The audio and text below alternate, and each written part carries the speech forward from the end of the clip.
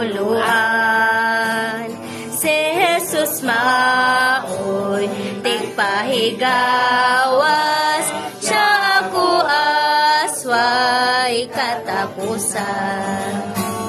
Gawas na sa tanan nga kahadlok sa akong mga kabalakang. Nahigawas dihas manunubos nga nagbugto sa tanang gapos.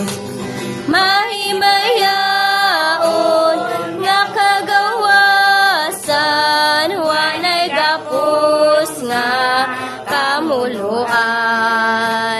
Si Jesus maoy tigpahigawas,